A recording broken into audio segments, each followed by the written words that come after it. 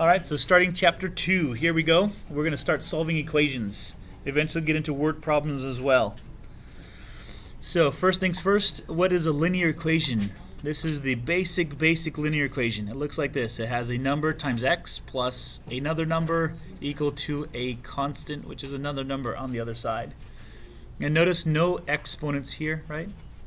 No nothing. X is to the 1 power over here. That's what we really want. We want to be able to solve equations. The way we solve it is through this little thing right here called equivalent equations. And we're going to talk about how do you get equivalent equations here just a second. Again, a quick review of Math 61. Is we have two rules for equations, for linear equations. These two rules right here. So if you have a is equal to b, you can add a number called c as long as you do it to both sides of the equation, and you have yourself an equivalent equation, which means you can still keep that equal sign there. Good there? So it's called the addition property of equality. Again, this is on page 70. Page 70 of your textbook here if you want to follow along.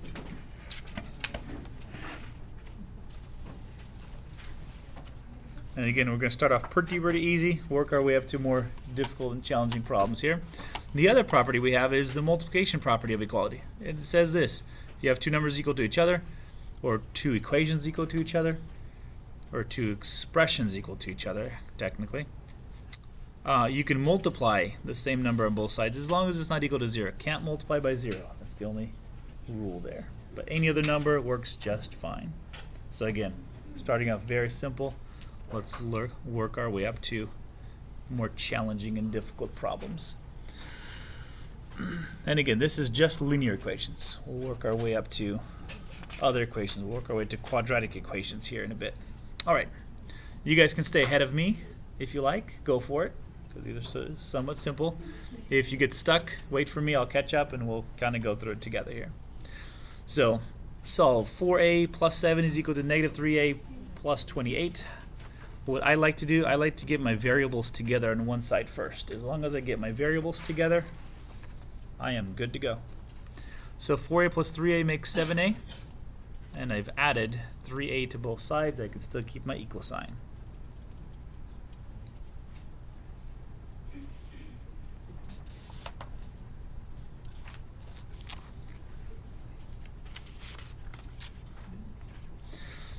Alright, technically what I'm going to do is I'm going to add a negative 7 to both sides, because remember it's addition property. You can think of it as adding a negative 7, you could think of it as subtracting 7, it don't matter. But I'm going to subtract 7 from both sides, so that means it gets me a 7a is equal to a 21. Alright, and then we have the multiplication property. And again, reviewing Math 61 as we go real quick. Technically what you are doing is you are multiplying by 1/7. Because 1/7 technically would be dividing by 7. But the way we show it as we work it out is we divide by 7 just to show it, and eventually I think most of you guys got an answer of 3 already. Yeah. Okay, and again, these are not sort of practice problems. What each of these problems is to show you one aspect of solving equations. We good? So we start off with the easy one, putting the variable on one side to make sure you've solved it, and eventually solving for the variable. Number 2 has to do with fractions. So the question is, how do we deal with fractions?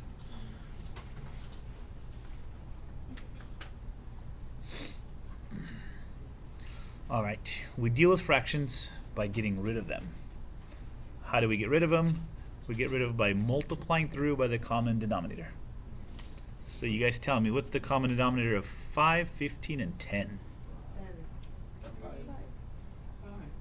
Hold on, sorry. A common denominator is a number that they all go into. It's going to be 30. So what we do here, we technically should multiply both sides by 30, but it's a lot easier with fractions here to multiply each term by 30. So we're going to multiply every single term or every single number by 30. Right? So greatest common factor is a number that they all go into.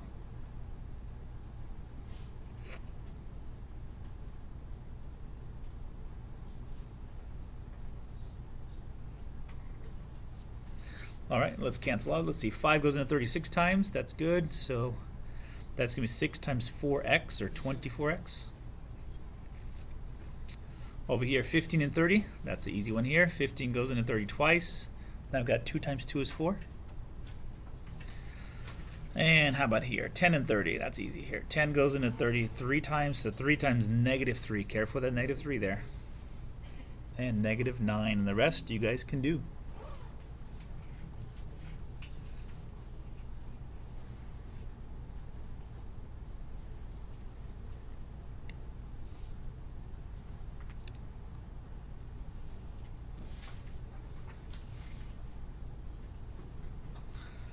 Alright, again, just to speed things along a little bit here so we have enough time here. Subtract 4 from both sides should give you negative 13 on that side.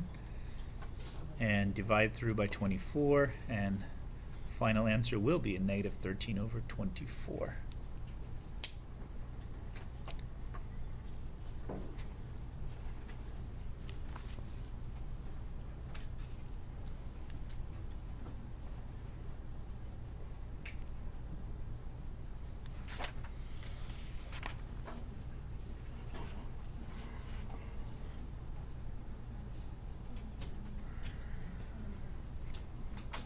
Okay, good there?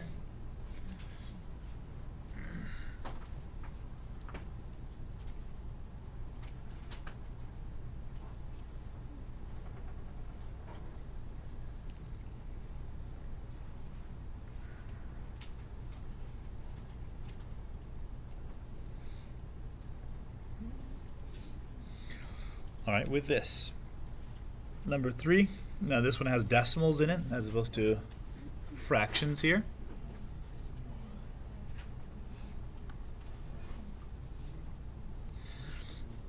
All right, so what we do, we first of all have to get rid of any multiplication out of here, or any distributing we have to get rid of here. So 0.03x stays, but 0.05 times 1,000.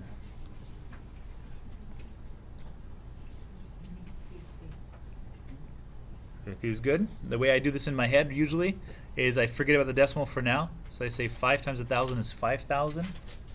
And then I say, okay, 2 decimals here.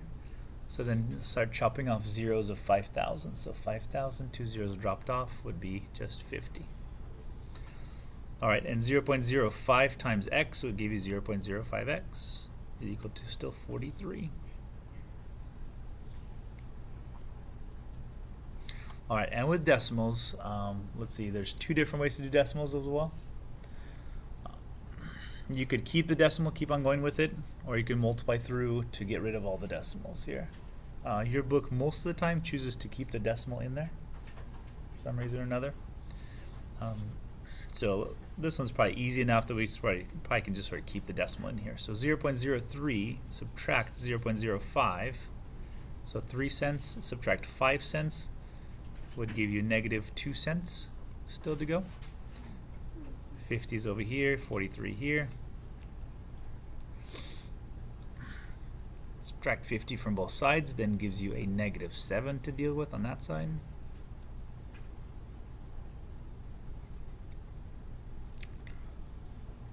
Alright, and I'm going to keep the decimal in here because I want you guys to see something at the end. How do we deal with decimals when we're inside a fraction here? So let's go with, we've got to get x by itself, so how about divide through by 0.02. Also on this side 0.02, and it's a negative. Alright, so first things we notice is we can chop off the decimals, right? I'm sorry, the minus signs. The minus sign goes away. This is a positive 7 over 0.02. Alright, how do we deal with fractions and decimals? Here it is. We've got to get rid of all the decimals in here. So in order to get rid of decimals, this would have to be moved twice, right? So technically, we would have to multiply by 100, right? Because we're moving the decimal twice over. So the 7, this decimal has to move over here twice. So if we move twice here, instead of 7, we've got 700 on our hands now. Good there. And with that, 700 divided by 2, that's easy. That's going to be 350.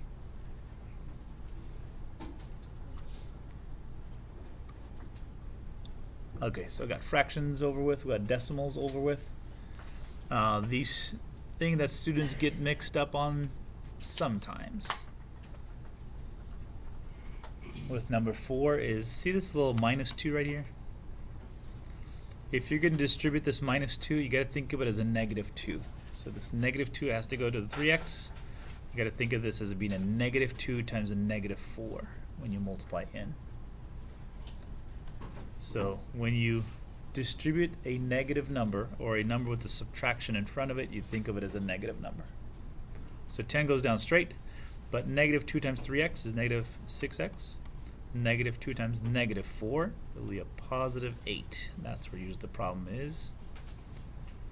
The rest is okay. You guys can finish that one off.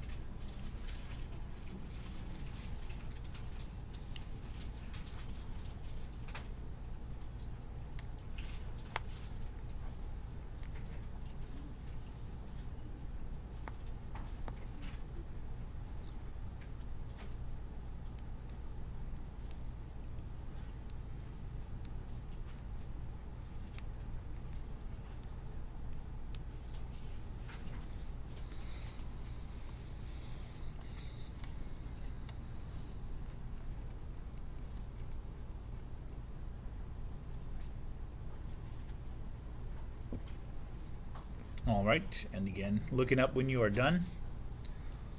I combine the 10 and the 8 together to make 18. I move the x over to one side, the constant to the other, divided through by -1 to get rid of the little negative in front of x, and a -30 for my answer.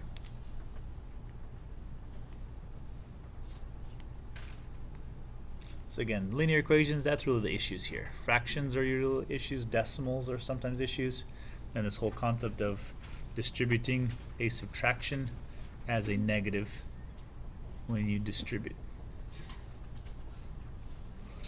Cool, so let's jump to quadratic equations here. So solving quadratic equations, what do they look like? And again, usually quadratic equation by definition has this little x squared.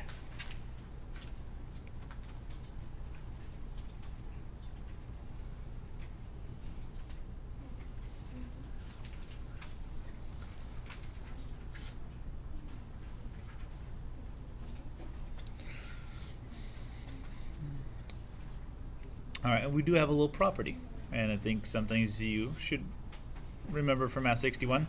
This little property right here, r times s is equal to 0. If two numbers are multiplying and they give you 0, what do you know?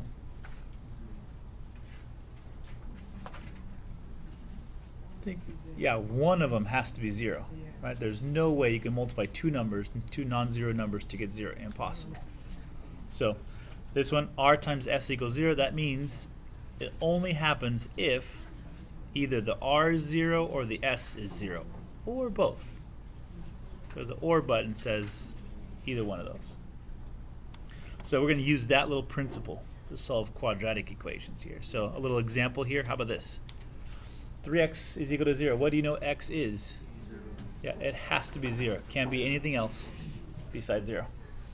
Okay, let's get a little bit more abstract here. How about this? What do you know about these two numbers?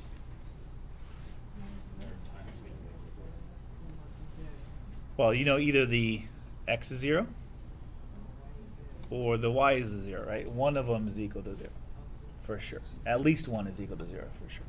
Cool. Okay, let's jump to problem number 5 then. Hey, look at that. This is finally the easy factoring. Whew. X squared minus 8x plus 15 equals 0. So let's see, I need two numbers. Multiply to 15, add to -8. 5 and 3. Negative. Perfect. So two parentheses here. The only way I can get an x squared, the only way I can get an x squared is x times x. That's what makes this easy. And then I just work with the end numbers, the middle numbers, right? So -3, -5. Hey, this is the zero product property right here, right? I got an x minus 3 multiplying x minus 5, technically equal to 0. So that means either the x minus 3 is equal to 0 or that little x minus 5 is equal to 0. All right, adding 3 to both sides, we get x equals 3. Adding 5 to both sides, you get x equals 5. And anybody see a shortcut here? Yeah, once you add this little factoring step, the shortcut is you just take the opposite of what's here, right? Because you're going to have to be doing the opposite here to get it over. So the little shortcut, if you want to save yourself 1, 2, 3, 4, 5, 6, you want to save yourself 5 steps. You can just take the opposite of -3, opposite of -5, and you're done. The way the book is going to give you the answer, it'll look like this. X equals 3, 5, which means it's the answer of 3 and 5. And sometimes the book will give you the answer like this. It's called set notation. It just means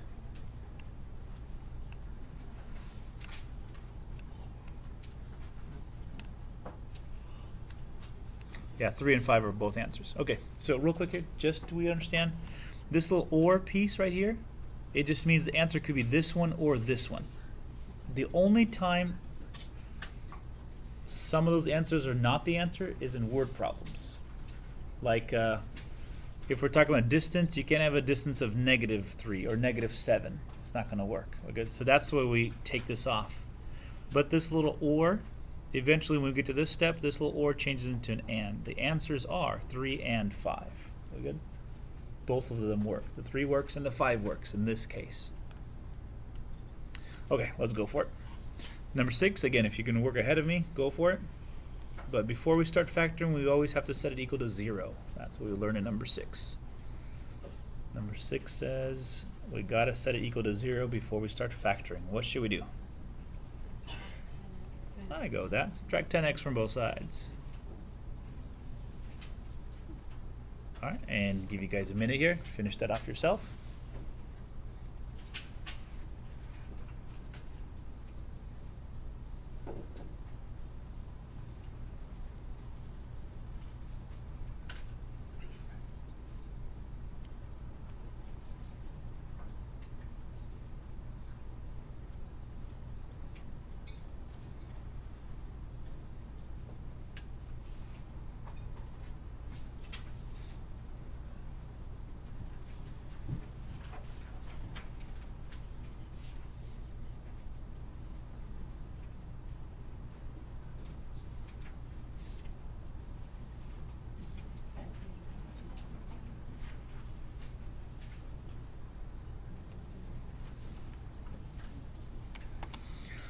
All right, in this case, how about factoring out? Remember again, the first step of factoring is the greatest common factor.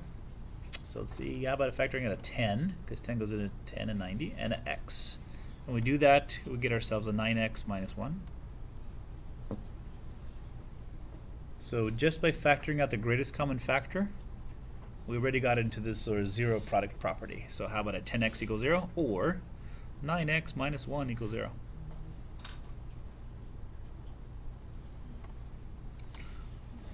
That's kind of funny. So if I do this, if I divide both sides by 10, I'm going to get technically x equals 0, right? Because 0 divided by 10 is still 0. Over here, got to do a little bit of work here. I'm going to actually add 1 to both sides. Then I'm going to divide by 9, and final answer is 1/9. And again, if you can do that in your head, then that's cool too.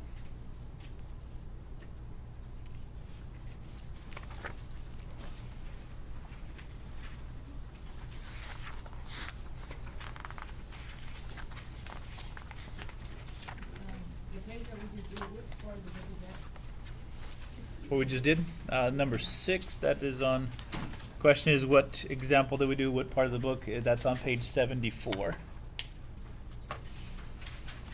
It's 74 in your textbook. So final answer, x equals 0, 1/9. Both of those are correct answers.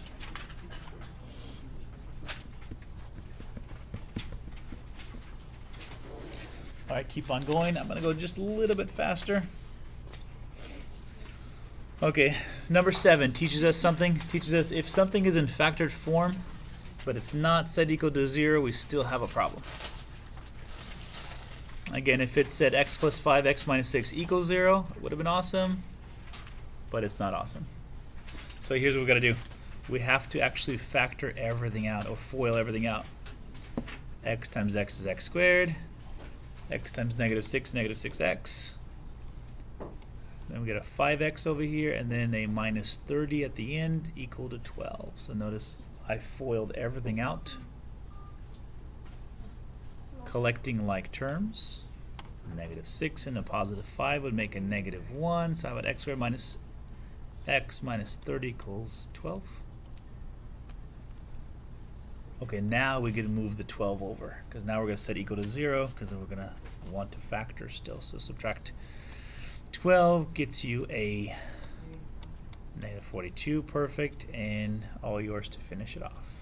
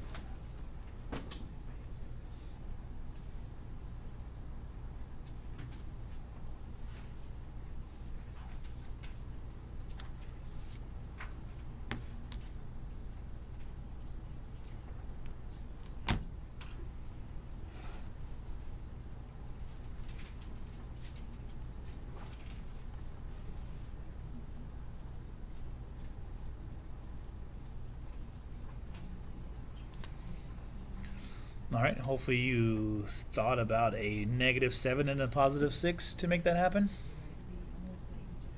As your factored form. And again, instead of doing it setting it equal to 0 all this time, let's do it the fast way. If x minus 7 is a factor, what's my answer? 7. If x plus 6 is a factor?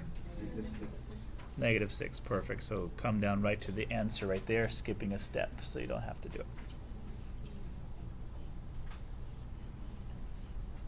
Like that. That's cool. Okay, number 8. What do we learn here? Sometimes we have 3 factors at the same time instead of just 2. So let's take a look at this one here. First of all, let's move things over.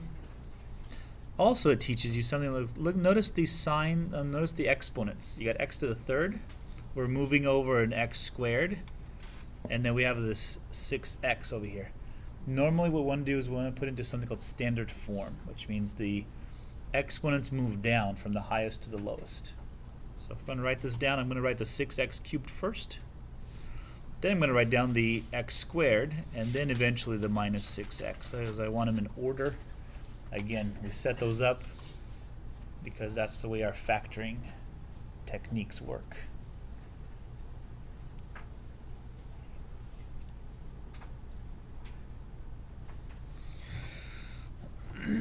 All right, let's see. I think I can factor out, let's see, a 2, because they're all even numbers. Can I factor out an x as well? Yeah, lowest exponent power, right? So that's 3, that's 2, that's 1, so I can only factor out a 1. So 2x on the outside, 3x squared minus 8x minus 3 on the inside.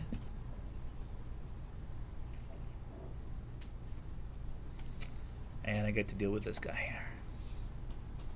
Hey, what makes this easy is, you know, 3x squared is 3 is a prime number, is that right?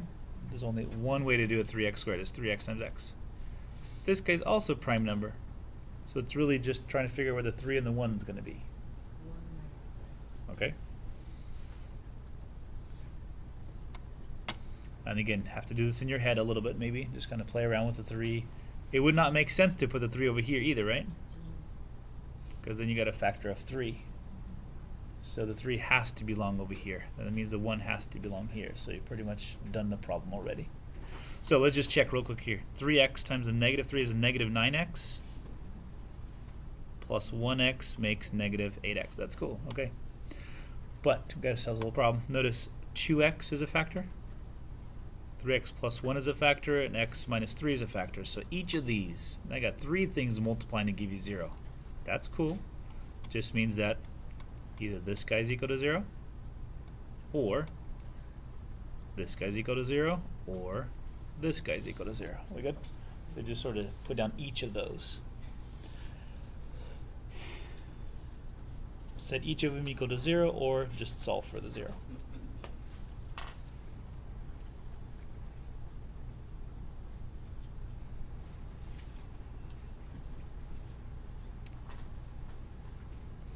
Okay, so boom. How about this? Final answer 0, negative 1/3, and 3 as our final answers. There's 3 of them this time as opposed to 2. All right, what's the other thing? In your book, they always go from like the smallest number to the highest number. That's not necessarily the way you have to do it. As long as you have all those 3 numbers, you're good to go. Okay? So you don't need to put a negative 1/3 first, then the 0, then the 3. But as long as you have all 3 numbers.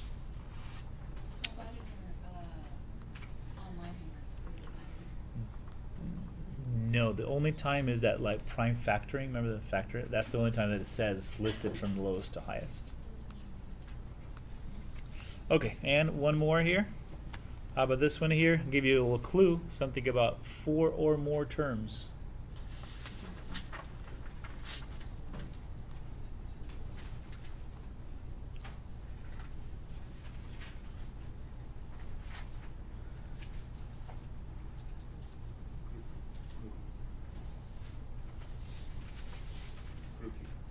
Grouping method, awesome. Okay, remember grouping method?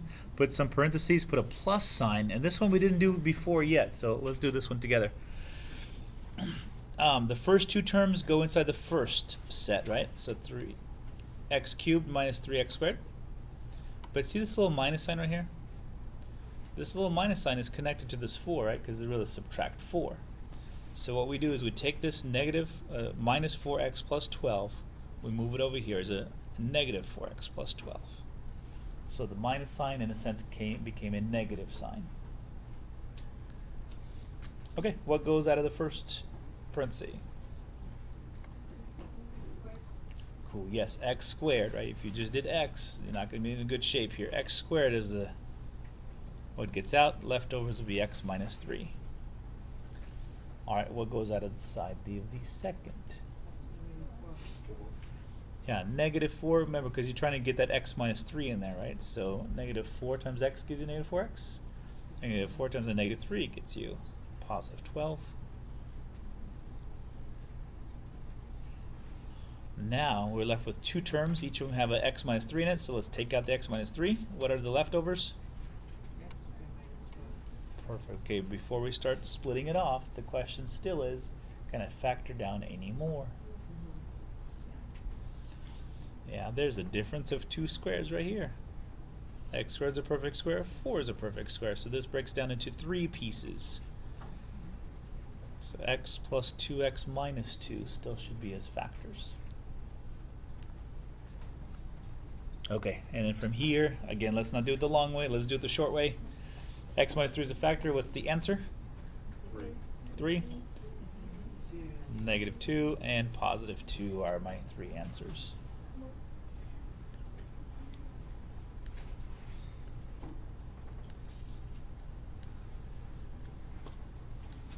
So when you took that negative 4 out, it made the positive 12 turn to negative 3 because you took that negative with it? Yep. Because negative 4 times negative 3 is a positive 12. Okay. See this negative 2 here? See this positive 2? See how they're the same number except they're just opposites? There's a little short way of writing it. You'll see it in the textbook sometimes. Sometimes it's just write like this. And that means the same thing. You put a little plus and a minus at the same time. Technically saying positive 2 is an answer, negative 2 is an answer.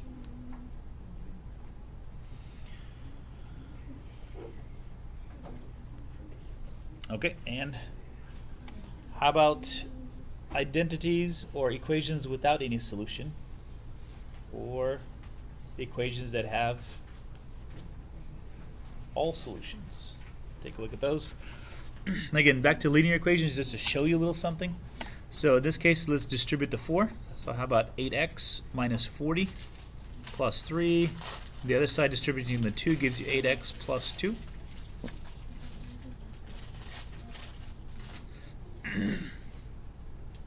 And then as I do this here, combining like terms, so negative 20 and 3, make a negative 17. Got that. But here's the weird thing. As I'm trying to move the 8x across to this side, I'm going to subtract 8x here, subtract 8x here, and what happens is the term with my variables, both of them cancel off at the same time. Not cool, but I got this. So if your variable goes away, there's no sense to solve anything else. So you have a little choice here. Your choice is, if they are truly equal to each other, you got one answer. In this case, negative 17 and 2, no solution. Okay, there is a little symbol for no solution. It is a 0 with a little slash through it. That also means, again, no solution. Okay, that's number 10. Number 11 is going to be a little different. So again, if you can stay ahead of me, it'll be practicing solving equations. So distributing the 5 gets you 5x minus 10 minus 2x equal to 3x minus 10. Everything else remains the same on the right-hand side. Gathering our x variables together on the left-hand side gives you 5x minus 2x makes 3x.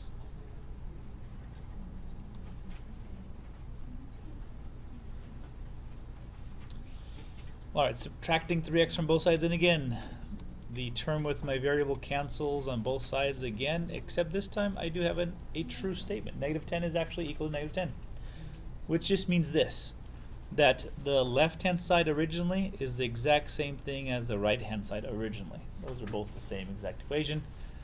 What's the answer to this? We're going to say all real numbers. That's the answer.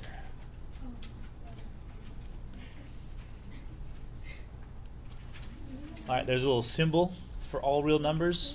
Again, not part of this class. It's when you go into theoretical mathematics. It's kind of like this, has these little two poles right here, and a little R that extends afterwards. Kind of funny little symbol.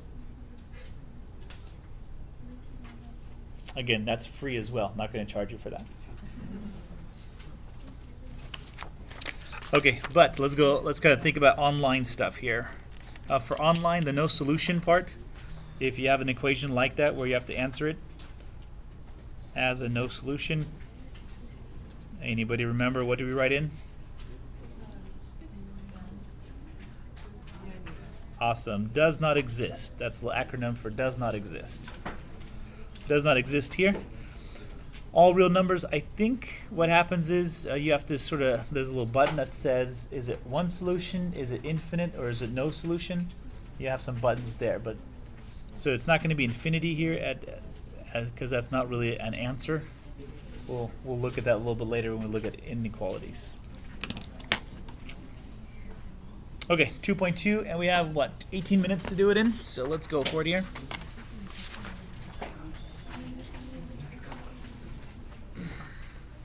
So again, going a little faster. If you have the questions, ask me. Otherwise, let's go for it. So find y when x is 3 in the formula. So 2.2 starts off with all the different formulas we use. And we use formulas a lot. Again, in any field, I'm sure there are formulas. Nursing field, there are formulas. There are conversion rates between things. So this one, just a math formula. We're going to plug in. So find y. If x is 3, we're going to plug in that 3 into our problem. 4 times 3 is 12. Subtract 12 from both sides. Gets you negative 3y is equal to 12.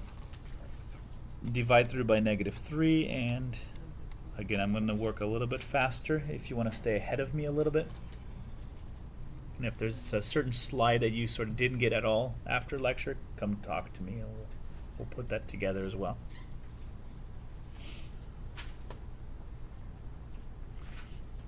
Okay, so some of these problems are going to be just like this. It's just a formula given, any which way. You got to figure out what you need to plug in, figure out the output. Number 2, again, starting with word problems here. Source: a store selling art supplies finds they can sell X sketch pads. Remember those sketch pads? Those little red, yeah, little dials and stuff? I remember those. Okay, they can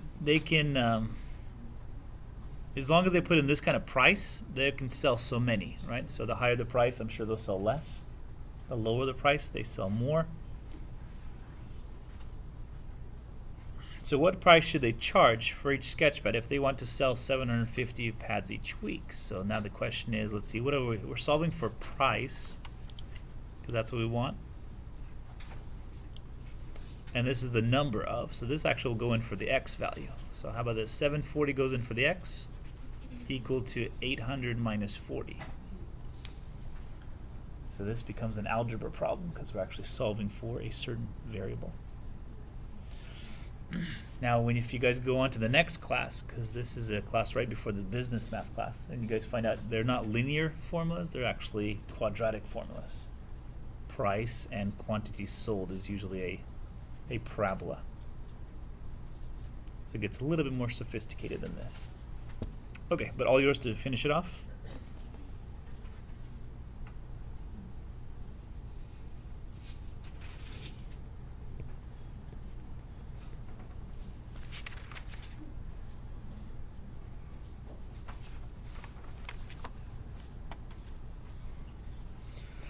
So subtract 800. Hopefully you have negative 60 on one side, negative 40 on the other here. So how about divide through by negative 40, and you got to make sense of this. Because I don't know if you say, oh, 3 halves. What is that? I don't know.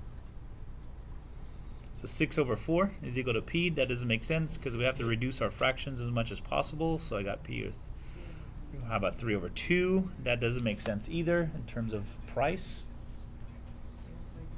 1.5 is good. That's getting closer to it. Yep. So 2 goes into 3 once. And 2 goes into 5. 1.5 still doesn't make sense?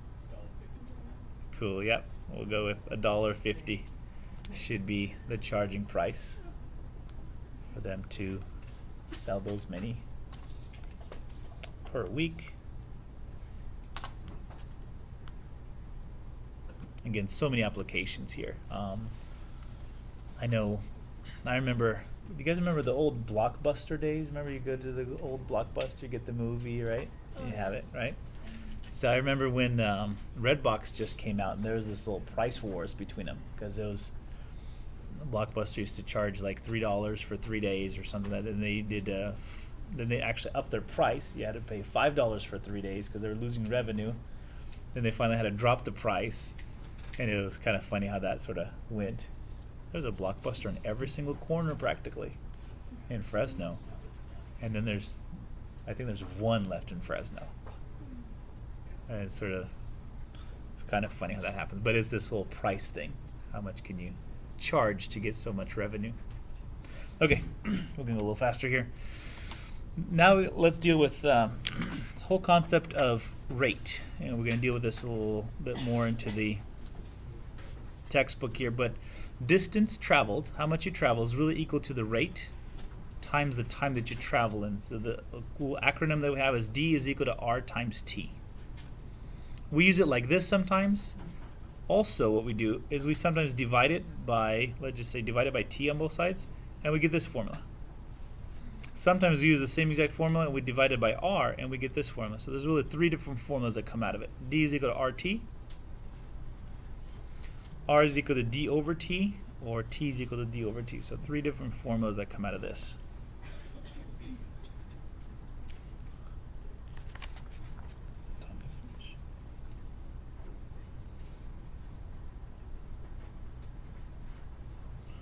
And again, they vary as well, just depending on there. But this little formula we will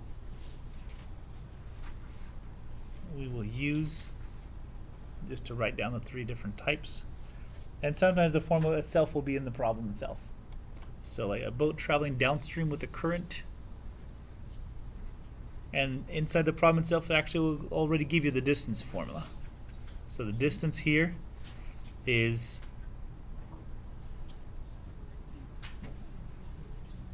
R plus C, because you have the speed of the boat plus the current times T. So all we got to do is plug in values. So D is going to be 72. We've got 16 miles an hour. That's how fast the boat is going. But we're trying to figure out how, or what is the current of the water. How fast is the water going? So we know on our miles per hour, we held 16 for 4 hours and we drove 72 miles.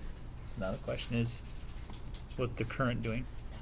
Okay, so how about this here? Let's distribute the 4. 4 times 16 is 64. 4 times c is 4c. I think you guys can finish it off from here, right? 64 subtracts from 72 gives you 8. And 8 divided by 4 gives you a current of 2.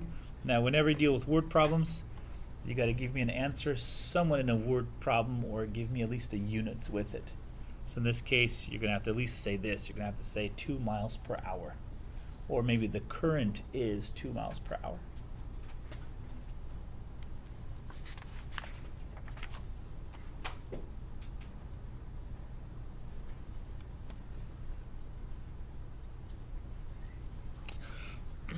Okay, and going a little bit faster here. Number 4. Again, formula already given. H is equal to Vt minus 16t squared. This is from physics. This is the height of an object given certain things here. Given initial velocity, how fast is it traveling initially? So H is equal to Vt times minus 16t squared. And again, most of the formulas, what happens with most formulas is that we plug in stuff and we solve. Again, if you go into nursing, you're just going to have that. If you go into economics, you're going to have formulas that are already set up. I have 2 engineer friends in Fresno. They do a lot of engineer work. And they have this big, humongous booklet. And it just has a whole bunch of formulas.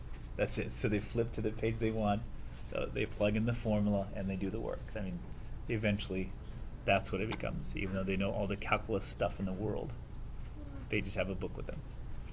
Book of formulas.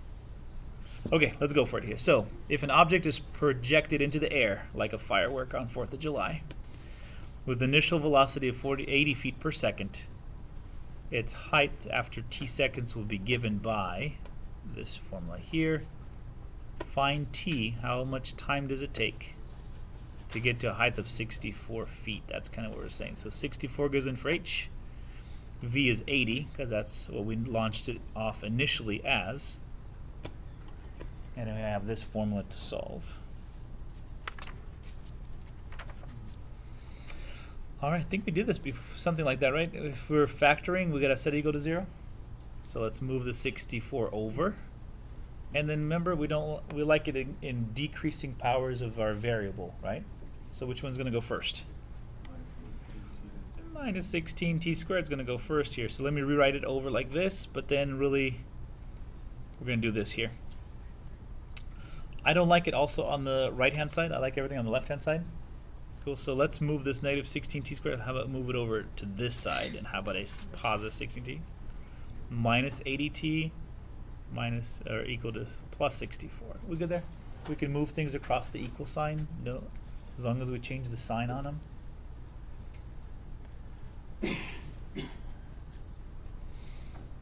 Okay, and just to make it a little bit faster here, let's go for it through speed writing here. 16 can go into 80. 16 does go into 64, so let's take out a 16.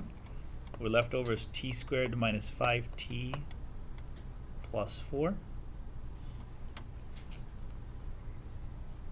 And the t squared minus 5t plus 4 will still factor into t minus 4 and t minus 1 eventually. Okay, so hey, first time we see this here. Notice the 16 doesn't have a t next to it, just 16 by itself, right? So what happens here? This is what happens. We technically still put a 16 equal to 0. But does 16 really equal 0? No. So then what we do is we just put a little, we'll solve in just a little bit here. Hey, how come it's going down further here? We'll put a slash through that one right there, because 16 doesn't equal 0. Doesn't make sense. Some books actually even ignore the 16. They never talk about it. They just sort of throw it out completely. That's okay too, but I figure we should explain. So the 16 comes down as a factor, but then we cross it off because it doesn't make sense.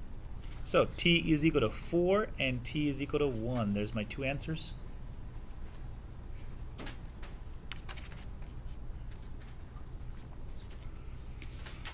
And do they both make sense? Yeah. Time is positive, right? We would throw out the negative time, but this makes sense. And then that's kind of weird because it says the answer is 1 and the answer is also 4. There's two answers for this. So 1 second and 4 seconds.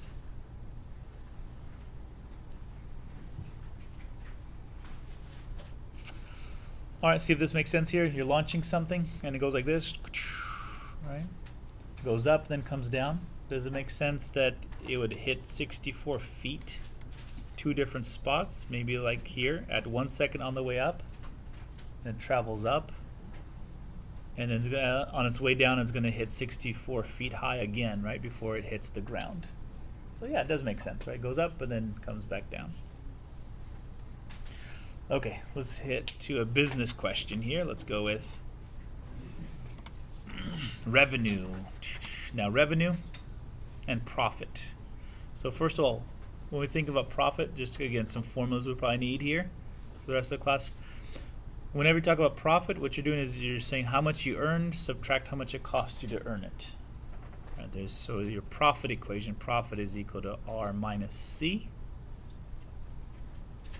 And then we take this revenue, and we talk about revenue. Revenue, how much do you earn is how many items you sold and then at what price you sold them at, right? You sold 20 things at 10 bucks a piece, you got yourself 200 bucks. Okay, but that's really the equation we're going to use. R is equal to X times P. It's how many you sold and the price that you sold it at. And again, we're getting close to time here.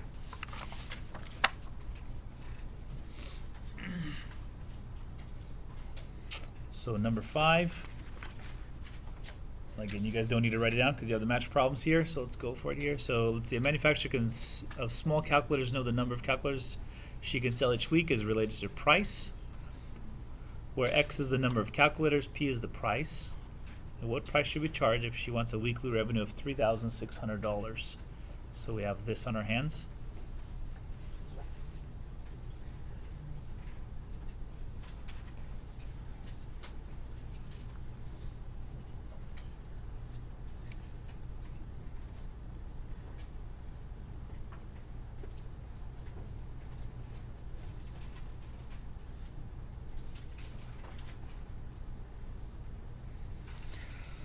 And it gets a little more complicated here because we have a relationship between number and price right over here.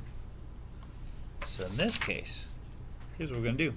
Since we know the relationship here, we're going to plug it in as 3,600 is equal to, and we have a relationship with price and amount sold, and there it is. X, we replace X with 1,200 minus 100p. So now we have a relationship between how much we want to earn and price itself.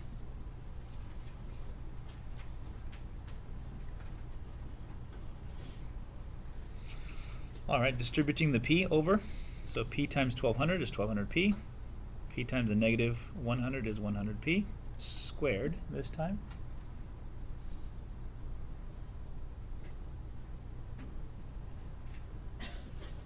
And let's see, how do I want to do this? I want to move everything over to the right. And then I want to put them in order. We're good? So let's move over the minus 100p squared first. That'll become a plus 100p squared. The 1200p moving over is going to be a minus 1200p. And then I'm going to put the constant term, the 3600 here at the end. Set equal to 0. Everybody good with that one? Moving over, putting into position. What can I factor out? I factor out 100, left with p squared minus 12p plus 36.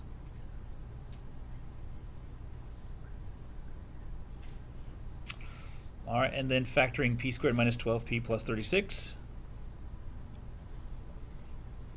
P times p gives you p squared.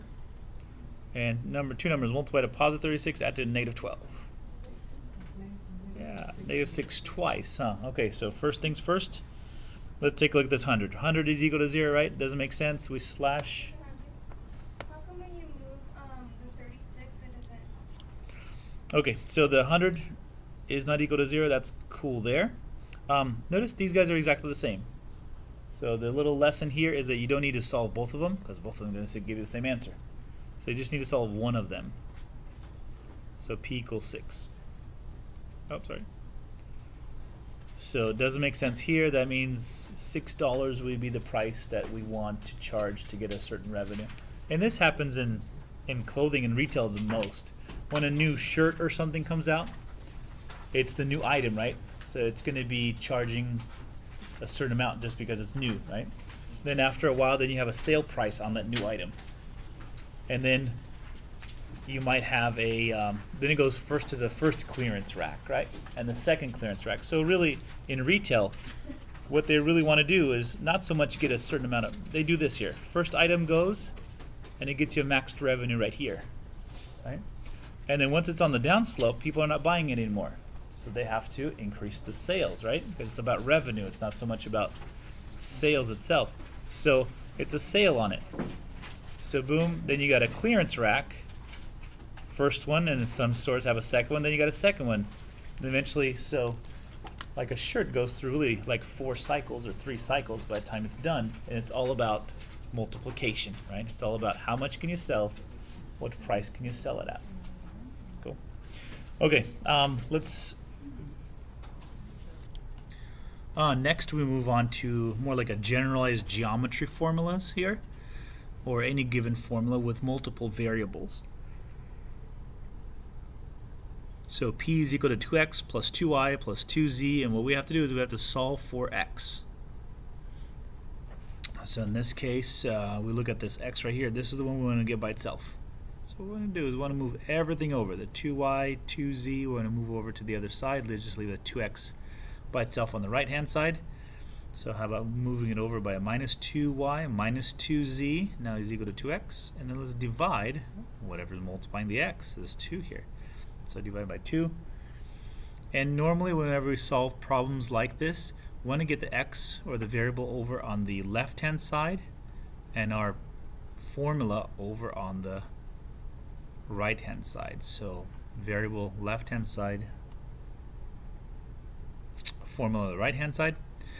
All right, and then I have usually students ask me about this question right here. Can I cancel off these 2's over here? Technically, you can't cancel off the 2's, but you can divide the 2 into each one of these pieces. So you can say x equals to p divided by 2, and then over here you can say a minus sign because these 2 will cancel now. Just left with y, and these 2 will cancel, just left with a z. So you can either write it like this, with this like one big quotient, or you can write it like this, as sort of simplified by dividing the 2 into every single term. Alright, so now let's really get to the geometry formulas here. So the ones we should know about a square, perimeter of a square, and area of a square. Now, I know that you know how to work these, but really the whole concept here is that you look at a problem, you plug it into a formula, and then by plugging it into a formula you simplify it. So let's take a look at these a little bit more in depth here. So let's take a look at the square formula. The square perimeter of a square, since all the sides are the same, is really 4 times s. And if you think of the perimeter, you should think of perimeter s or like the fence that's needed to go all the way around the object. So perimeter is kind of like a fence. So how many fences do we need? We need whatever along this side is times 4. Area is you take a side, since the sides are the same, it's s squared would give you the area of the inside value here. For the rectangle, I think you guys have seen this a lot, the perimeter, or how much fence you need, would be 2 lengths right here, 2 lengths, and then you need 2 widths added together, so 2L plus 2W. Area of a rectangle is length times width to give you the inside stuff. Alright, and for the triangle perimeter, notice whatever's on the outside, we just need to add up to give you the fence, so it's A plus B plus C. And then the area for a triangle is 1/2 times the base times the height, so base height divided by 2. Alright, with that, let's set up a few formulas here. In fact, let's just work with, let's look at one more formula. This is called the circle formula. So those are the straight objects. This would be the curved object, and we have a circle as a curved object. The area of a circle is equal to pi times r squared. And circumference. Circumference, technically we can call it perimeter, but perimeter has to do with straight lines. A circumference has to do with more like a curved line, and circles have a curved line. Two different formulas. You can think of it in terms of radius. If you know the radius, then it'd be 2 times pi times r to give you the circumference. If you already knew the diameter of it, you could just say pi times diameter would give you that formula as well. Alright, so let's see. A Ferris wheel has a diameter of 275 feet. One trip around the wheel takes 25 minutes. Find the average speed of a rider on the Ferris wheel. So let's take a look. Let's build this up here. So we got this little Ferris wheel going around and around. And we have diameter. So if you stretch it all the way across, it's going to be 275 feet. And to go all the way around, that's one huge Ferris wheel. Could you imagine taking almost a half an hour to get all the way around a Ferris wheel? So 25 minutes. And we want to know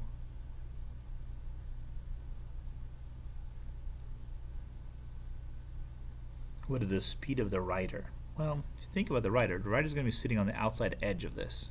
It's going to be circling around on the outside edge. And since we know the diameter, we could just write pi times d.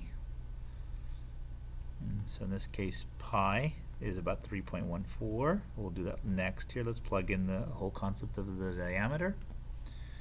And for this one, you probably need a calculator, because you're going to have the 3.14 times 275. And with that, punching it into a calculator would be 863.5 feet. So this is the distance that it took all the way around. Remember we talked about the whole concept of distance and rates. If I take the distance divided by the time it takes to get there. So distance is equal to rate times time. Dividing both sides by t. There's my rate. This is how fast I'm going based upon the distance divided by the time it takes me to get there. So speed would be 863.5 feet divided by 25 minutes. In this case, it's 34.5 feet per minute. That's how fast we're traveling. This one's going to be a little more complicated, a little more thinking through what needs to be divided, what needs to be multiplied. Alright, and off to the last 4 problems in this section. Looking at a problem in which there are multiple variables here, and we want to just solve for x. And notice x is on both sides over here. X is over here, x is over here. Okay, so let's go for it. Let's still move it over. Minus 2bx over here. So ax minus 2bx minus 4 is equal to 8. So notice now I have the x's or my variables on one side, but I have this little extra piece, that 4. So let's add 4 to both sides.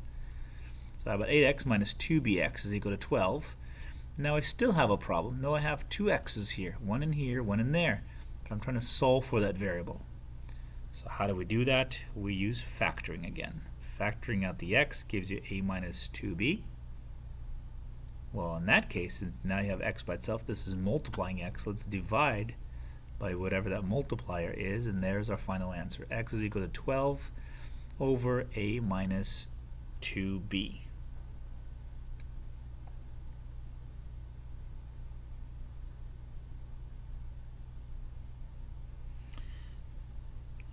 Okay, going on to the next problem, and again, this gets a little complicated, more complicated than Math 61.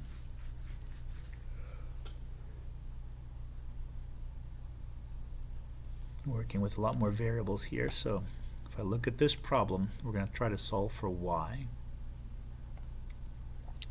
There's actually 2 main ways to solve for it, so let me show you both and we'll see what you guys get. Yeah, some of you guys may have recognized this as a linear equation. 2 variables, we're going to graph something like this, like something x plus something y equals a constant. But anyways, let's solve this. So first of all, add, subtract ax from both sides, leaves you with a by is equal to, and right here, here's our little situation. I could leave it as c minus ax, and I could solve this. B goes to both sides, so then we have ourselves a b minus ac over b. The b can divide each of those pieces here, so how about c divided by b minus a divided by b with an x over there. Okay, you could write it like this. You can also, notice all the way up here, when we did c minus ax, we didn't have to really put the c in front. It looks a little better because there's no minus here, but you could have wrote it as this. by is equal to negative ax plus b. So it doesn't matter which way you write it. Divide by b both sides. Negative ax plus c over b. That's one way to write it. You can take the b and divide each of those pieces here. So notice, literally all these four are correct answers. That's a correct answer, that's a correct answer, that's a correct answer, that's a correct answer. The main difference between these two, c's in front. On this one, the negative ax is in front. Alright, so let's move on to how do we work with quotients, or fractions that actually have multiple variables in them.